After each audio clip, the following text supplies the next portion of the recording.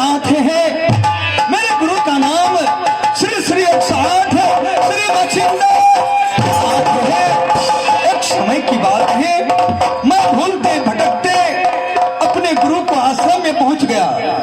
मेरे गुरुदेव ने कहा, भक्त गोरख तुम यहाँ से वापस चले जाओ और ऐसा चेला ढूंढो जो तुम्हें वचन का पालन करे, दुनिया संसार में भक्ति करे। ऐसा चेला ढूंढ करके पुनः वापस चले आओ। मैंने गुरु को बानी पा करके चेला ढूंढने के लिए चल दिए।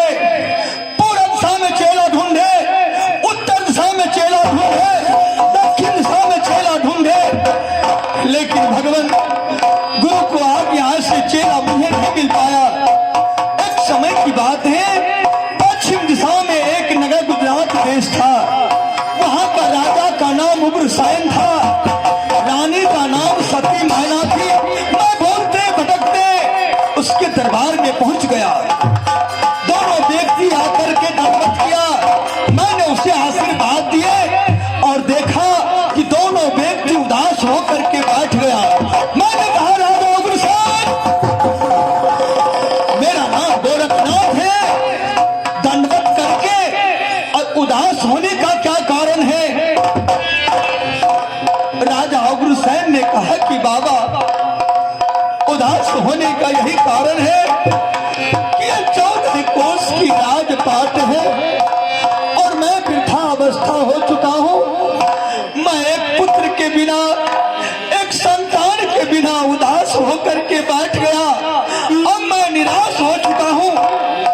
मैंने कहा, राजा उग्रसेन, तुम्हारे भाग्य में विधाता पुत्र नहीं लिखा था, लेकिन तुम्हारा कर्म पवित्र है या धरती पवित्र है, तो जाओ। इतना निराश होने का कोई आवश्यकता नहीं है। मैं अपने भतम की झोला से तुम्हें वचन देता हूं कि तुम्हें पुत्र होगा, पुत्र होगा, पुत्र होगा। जब तुम्हें पुत्र होगा तो उसका नाम भक्त गोपी चंद रखना। वह दुनिया संसार में जोगी बन करके भक्ति पूरा करेंगे। मैंने वचन दे करके वापस चले आए। कुछ ही दिनों के बाद सतगुरु के दया से सती मैना को गर्भ रह गई। जब भक्त गोपी चंद सती मैना के गर्भ में थे तो सिंगापुर बंगाल के राजा सुल्तान सिंह के साथ राजा उग्रसेन को युद्ध हो गया। उस युद्ध में राजा उग्रसेन मारा गया। सारे प्रजा लोग उसे राजा बना दिए, शादी कर दिए चंद्रगढ़ सती चंद्रा के साथ, और मेरे याद को भूल गया। एक समय की बात है, राजा गोपी चंद सिक्की बोन जंगल शिकार खेलने के लिए गया तो 700 मिर्गिन में एक काला मिर्गा था। राजा गोपी चंद अपने धनुष बाण से उसे मार डाले। 700 मिर्गिन घेर करके कहा कि देखो राजा गोपी चंद, जब तुम मेरे पति को मार डाले हो तो 700 मिर्गिनी या के सिक्की बोन जंगल में कहा विधवा होकर फिरेंगे। जब तक मेरे पति को जिंदा न करोगे मैं तुम्हें फुर्सत नहीं दूंगा। राजा गोपी चंद बेबस हो गया। कहा कि हे बहन, मुझसे तो कुछ नहीं हो सकता है, जाओ कोई संत महात्मा को बुलाओ, अगर हो सकता है, अगर जिंदा हो गया तो जो मांगेंगे मैं देने के लिए तैयार है। 700 मिर्गिनी मेरे आश्रम में आया। मैंने उनसे नाम पता पूछा कि कहाँ का राजा, कौन राजा है? बताया कि नगर गुजरात का राजा गोपी चंद है। मैंने कहा, गुरुदेव यही मौका है, मैं सिक्की बोन जंगल जाकर के पहले राजा गोपी चंद से पूछा कि देखो राजा गोपी चंद, अगर यह मरे हुए मिर्गा को मैं जिंदा कर दूं तो मेरे पास एक झोला खाली है। अगर तुम यह झोला को भर दोगे तो यह मिर्गा को जिंदा मैं अवश्य कर दूंगा। राजा गोपी चंद ने कहा कि देखो बाबा, अगर यह मिर्गा को जिंदा कर दोगे तो एक झोला क्या है, एक झोला क्या है, मैं 1000 झोला को भर डालूंगा। मैंने कहा, राजा गोपी चंद 1000 झोला? अरे मनुष्य को तो एक झोला भरना कठिन है। तो ठीक है, मेरे साथ में सत्य करो। राजा गोपी चंद से सत्य करवाकर और मैंने कहा झोला भरने के लिए वचन दूंगा तो मेरे आश्रम में आओ। ये राजसी पोशाक उतार कर बनाकर कहा कि 7 रोज का अंदर मेरे आश्रम में आओ और झोला भरने का वचन दूंगा। लेकिन भगवान चेला गोपी चंद अभी तक लौट करके नहीं आया है सिक्की वन जंगल से। इसी को याद आता है कि कब आवेंगे चेला गोपी चंद, दुनिया संसार में भजन करने के लिए और भिक्षाटन करने के लिए, भक्ति करने के वचन दूंगा। इसीलिए मैं उसी को राह देखता हूँ। अब देखता हूँ वो कहाँ है। अवश्य याद आता है चेला गोपी चंद को।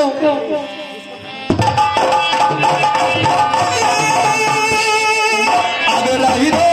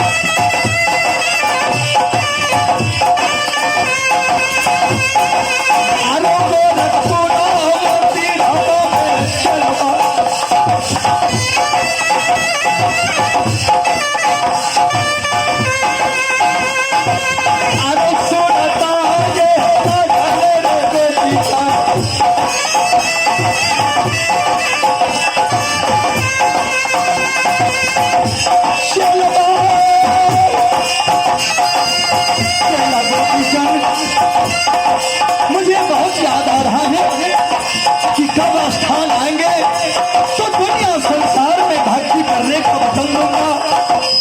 दुनिया संसार में भक्ति करेंगे, मेरे गुरु का आदेश है, इसीलिए मैं तुमको इनकार कर रहा हूँ। आओ भक्त गोपी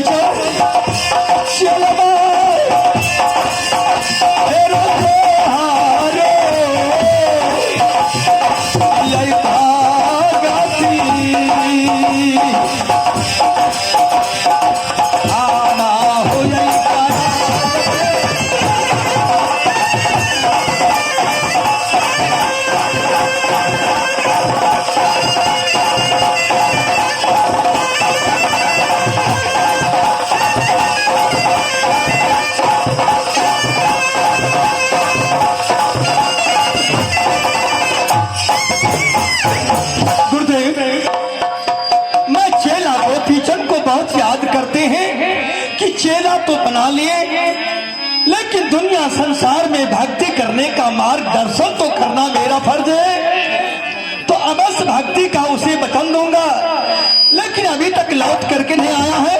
मैं उसी को याद करता हूँ, उसी को राह देखता हूँ। लेकिन मेरे स्थान में एक चेला और है, वह चेला का नाम है चेतन दास। और चेला चेतन दास का काम है सुबह में उठता है, स्नान करता है, रसोई चलाता है, ठाकुर ठकुराइन को आसन करके भोग लगाता है। जहाँ मैं दल भंडारे में जाता हूँ तो मेरे साथ चलता है। न जाने आज मेरे आश्रम को छोड़कर बेहुदा कहाँ गया है, कहीं नजर नहीं आ रहा है। मैं उसे आवाज देता हूँ कि चेला चेतन दास है कहाँ? और चेला चेतन दास, और चेला चेतना है। जब मैं आश्रम को आता हूँ तो हर हमेशा तुम गायब रहते हो। अरे कहाँ गए हो? मेरे आश्रम का हो। चेला चेतन दास,